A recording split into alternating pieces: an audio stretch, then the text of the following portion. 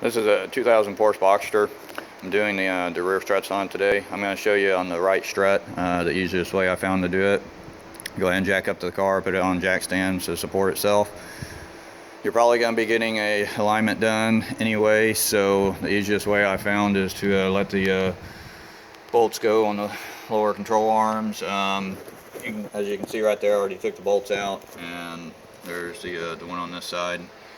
Just make sure that whenever you take the bolts out to see where the camber alignment is on there, and just put it back the same way that it was whenever you took it off. It's easier to take those bolts out than it is to try to take these loose and mess up the boot, or bang up the threads. But take the sway bar bolt out, which is what's clamping down on the strut on the top side.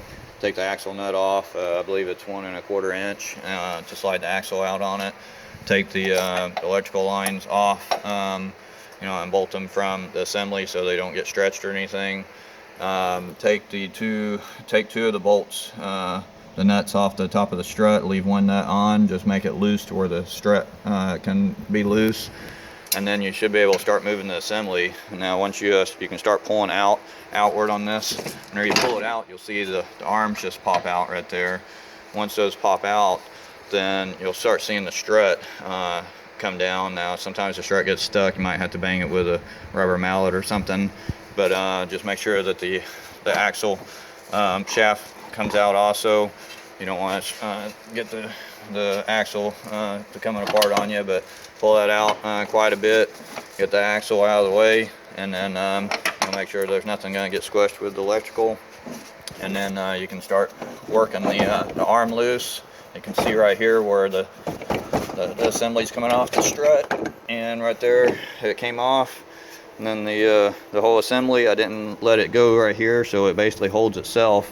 And you don't want it banging on it, letting go, but it'll hold itself. You don't really have to support it too much. And then the strut right here is completely loose. You can see how loose I got the nut up there. But on the nuts up here, you just go ahead and release the third nut, and they'll come on out. One nut's underneath there, underneath the little rubber cap. The other two are underneath the cover. Have the convertible top up, and you can see right there, there's 2 more nuts down there. There's one right there. Go ahead and take those off.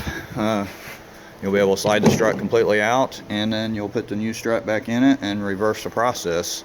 It's not too bad. Just whenever you get everything back together, you'll probably want to get it aligned and get it back on the road.